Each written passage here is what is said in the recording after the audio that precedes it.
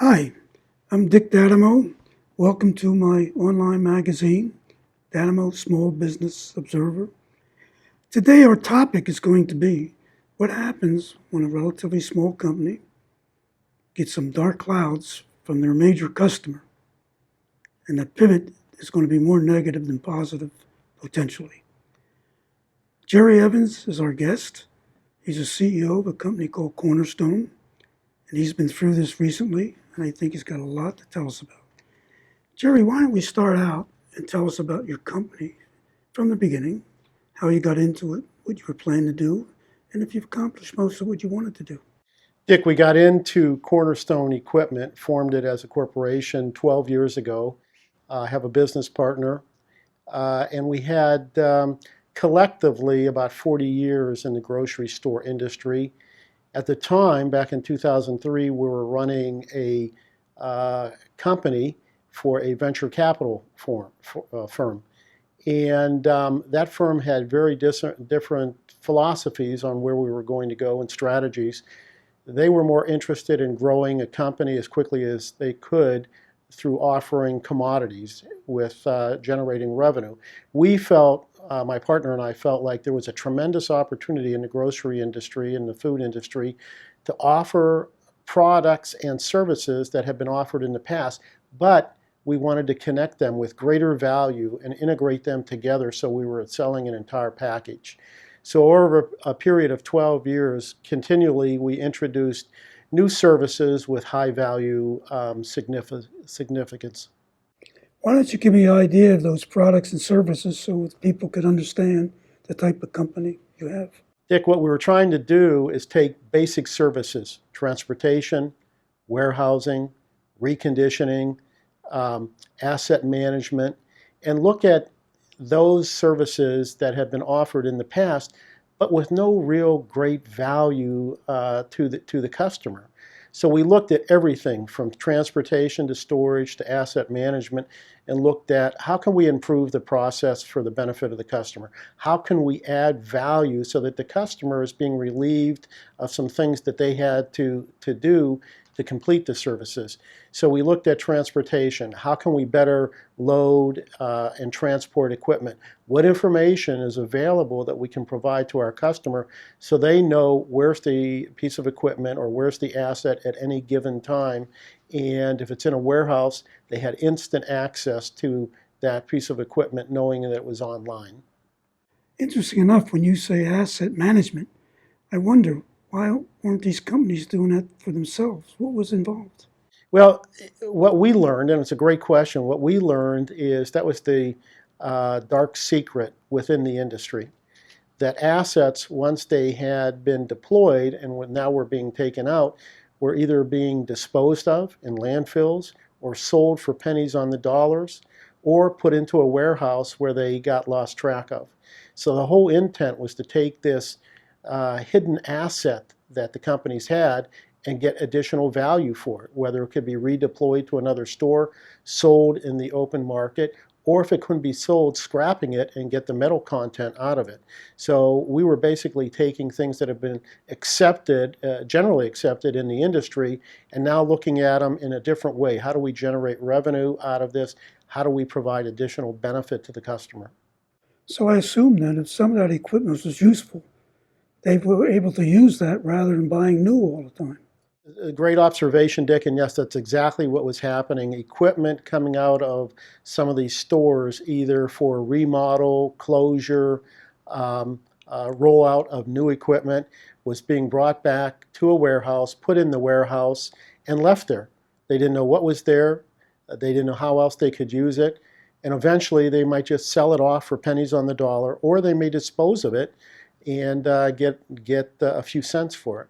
So what we did is saying, okay, as that equipment comes out, let's inventory it and put it into the warehouse, and then let's give you the opportunity to go online through a proprietary website, find out what's available, and reutilize that and redeploy it to stores that may need it. I like that. You used the word closure. Is that closing stores? Again, why wouldn't they do that themselves? Well, store closures are just part of the process in any type of retail operation. There are going to be stores that either require a bigger store and therefore they close it to open up a bigger store, or simply the demographics and revenues don't support a store. So from time to time, they look at those stores, make a determination whether it could be closed or should be closed. In many instances, stores are closed simply because they don't have sufficient revenue base to justify being there. The equipment coming out of there may be very, very good equipment. It may be equipment that's only been there 3 or 4 years and has a 10 to 15 year useful life.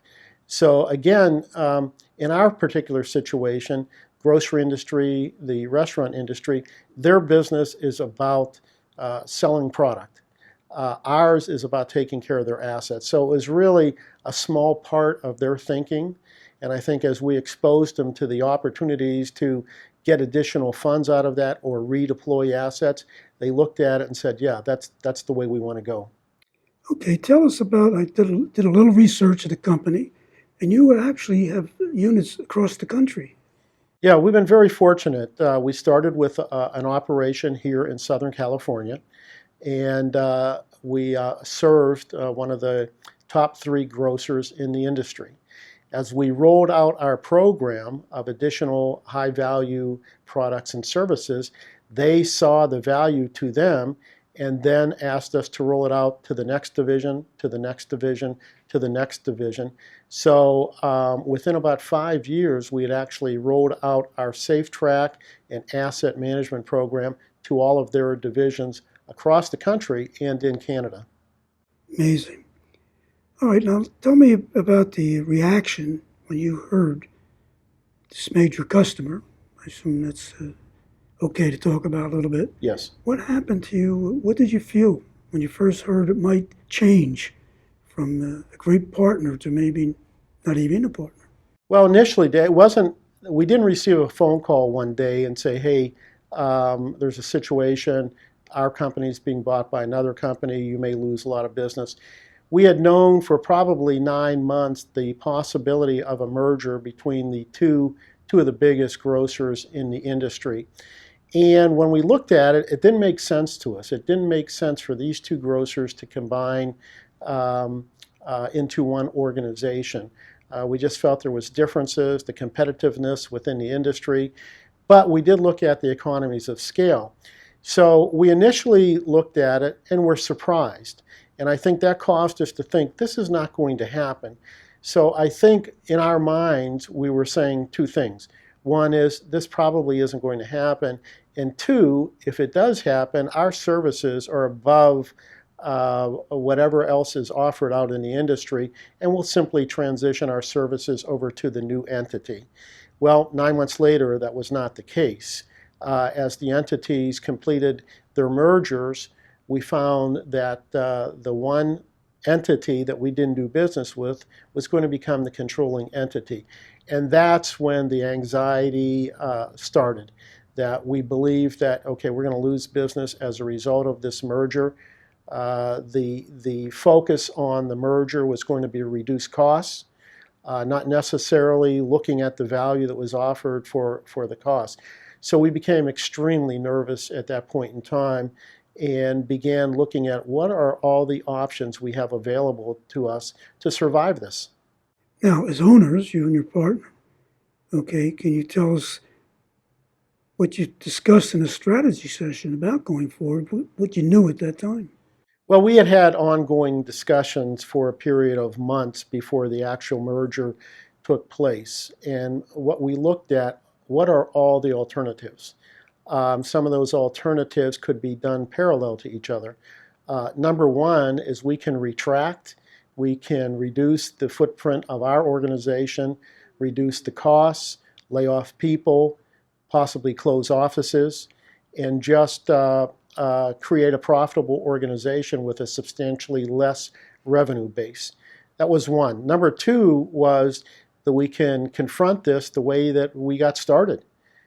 We didn't really have a customer base when we got started, so now we were going back to the beginning and looking at how do we increase revenues? How do we replace the revenues that we have lost? How can we do that? We've already done it once. So we started looking within the industry. who are the prospective customers. We started looking at our sales and marketing effort that we had been executing during the previous years, knowing that it was weak. That's one side of our organization that we were never strong at, the sales and marketing. So we brought on a sales and marketing mid-level manager. We created a plan to attack the industry at each of our locations, and that required developing plans for each of our regions, which had different customer bases. And as a result of that, we knew we were lagging behind, but we began to expedite execution of a plan that we had developed to go after large grocers, the mid-level regional grocers, and the small grocers. We kind of focused on where's the easiest opportunity, where's the low-hanging fruit. Now, it seems like you were dealing with a national customer, but a lot of those services would apply locally. Yeah, and that's what we found, Dick, is that a lot of what we had to offer was almost like a menu of services.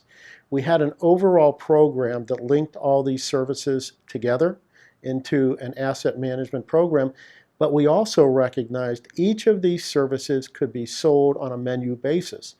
Customer could say, hey, I just want transportation, I just want storage, I just want inventory management.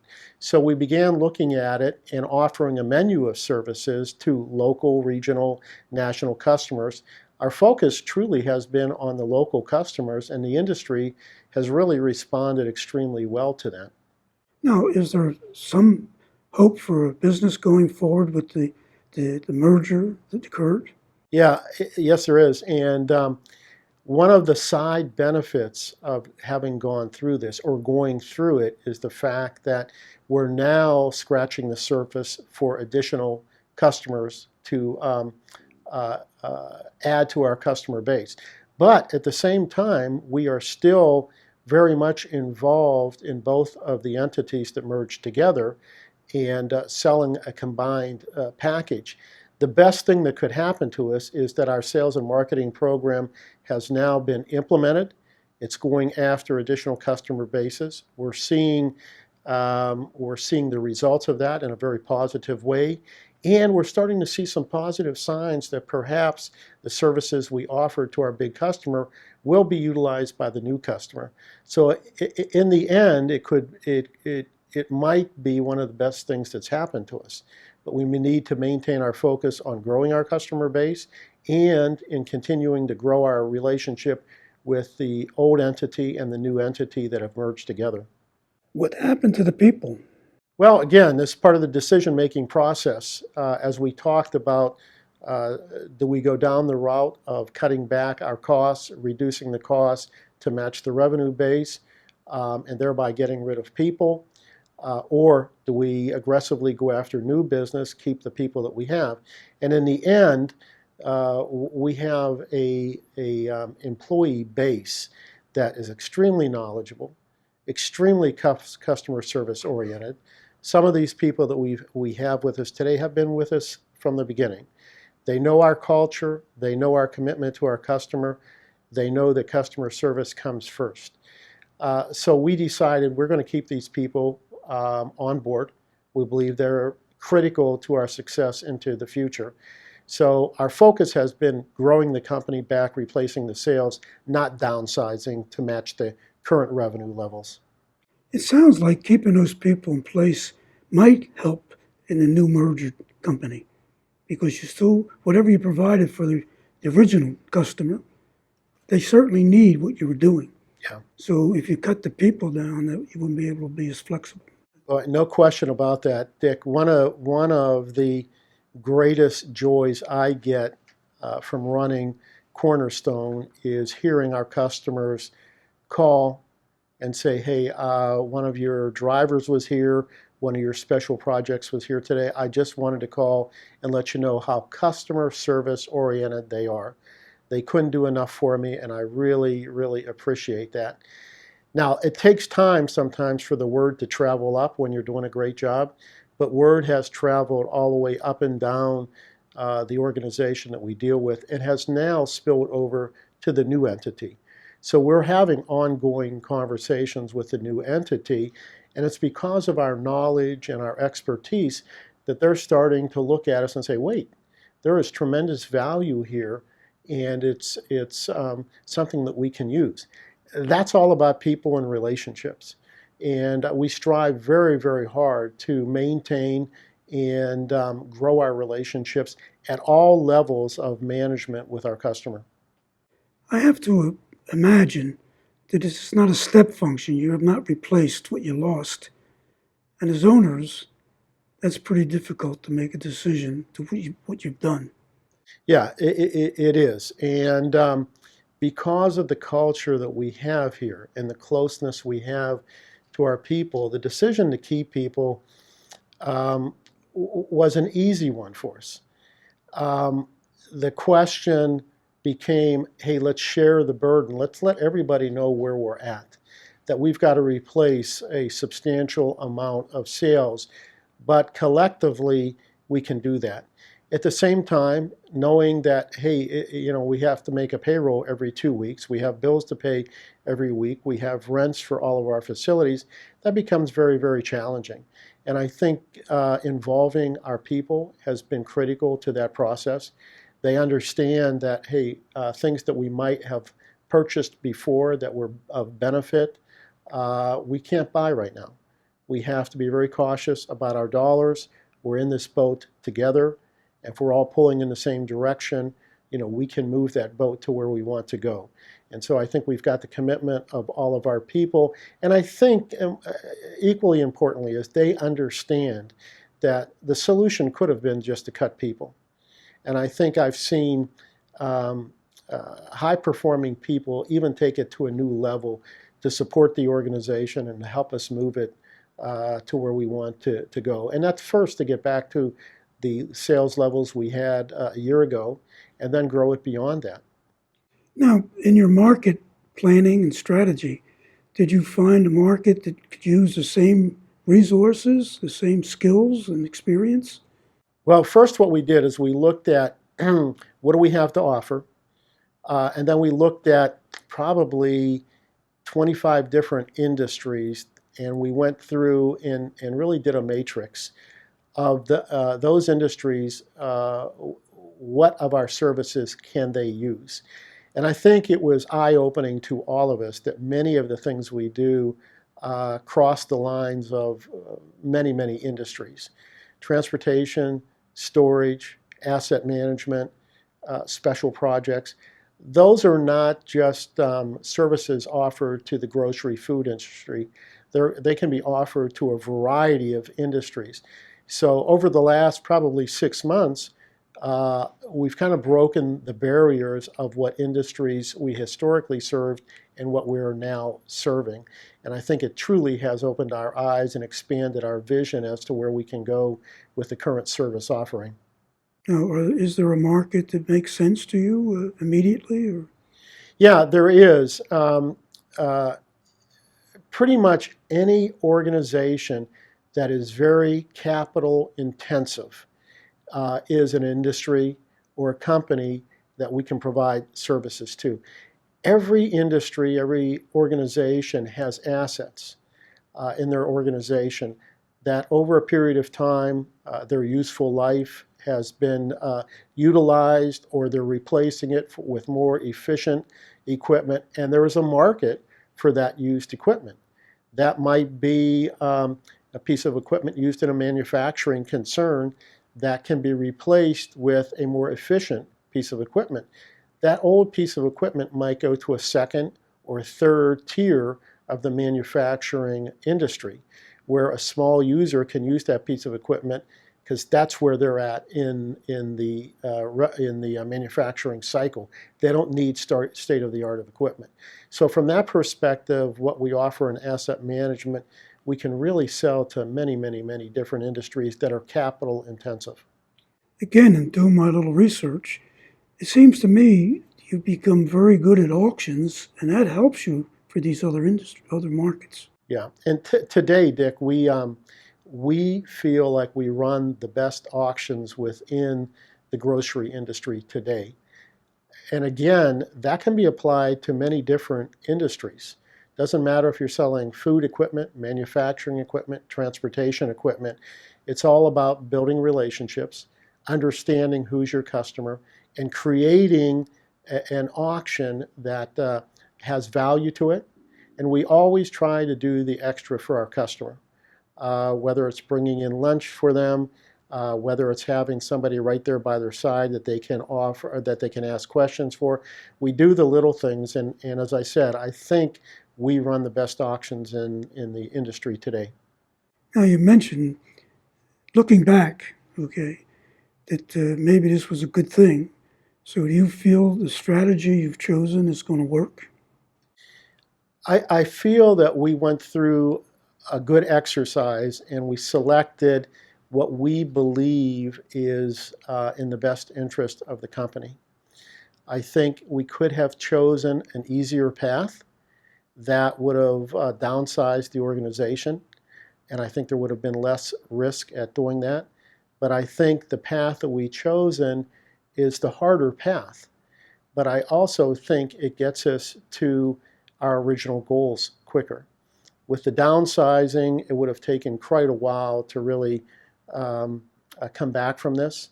But with our focus being on replacing the sales and then growing from there, I think that it's done a number of things. I think it's helped us be good managing the assets that we have, which is principally people. It has allowed us to take our people to the next level. It has allowed our culture to be reinforced.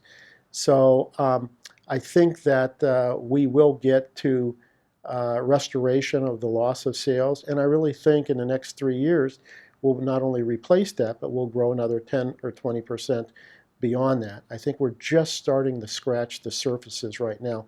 So I would think Ray and myself feel very, very good about what we selected in terms of strategy and moving the company forward. Okay, can you turn that into advice from your experience, say, to another management team that hits the road like this, where Mr. Big all of a sudden isn't going to be the biggest customer you have? Great question. And I kind of look back on what's happened in the last 9 months, and I asked the question, what could we have done better? How could we have anticipated this? And my advice would be something that's shared by our advisors all the time, is the planning process. You can get so involved in running your business day to day, and you just push aside planning for the future. Many of the signs were there that we should have been looking at and really projecting out what's going to happen in this industry. Mergers have become very prevalent recently, consolidation, and I think the planning process, first and foremost, is what we're learning to utilize much better, anticipating what's happening in the industry, knowing where combinations might happen, knowing if this happens, how are we going to respond to it? Contingency planning. And I think probably the best advice that I could give to any small business owner, especially one that has a majority of their sales coming from one customer, is never relax, never stop planning, always look at the possibilities, downside and upside. So make your long-term planning a weekly event. Make sure you're looking at what are the possibilities, what is the downside, and if this downside happens, like the merger of two big customers, where am I going to be at, and how can I overcome that? I think had we been looking at that as we should have been, I think we would have launched our sales and marketing program much earlier, and I think we're operating 9 months behind. So a warning, don't ever get comfortable. Things happen that are never anticipated, but things do happen that the signs are there. You can see it. And observe them, talk about them, discuss the what ifs and how you're going to respond to them. Jerry, you've made a point to me in other conversations that there's a big difference between being reactive and proactive. Could you expand on that? Yeah, I knew you'd bring those words back to me. We've been a company that's been extremely good at reacting. We see an opportunity and we jump on it. And I think we do that better than most companies. We react to the opportunities. We have not been really good at proactive. And I think if you look back on the history of our company and our, I think, really good growth rate, you would see that we're reacting to what the customer needs. We haven't necessarily been good at projecting out what we think the customer is going to need into the future. And I think we've now become more proactive in terms of anticipation, telling the customer, hey, this is what we think you need. This is the value that'll provide.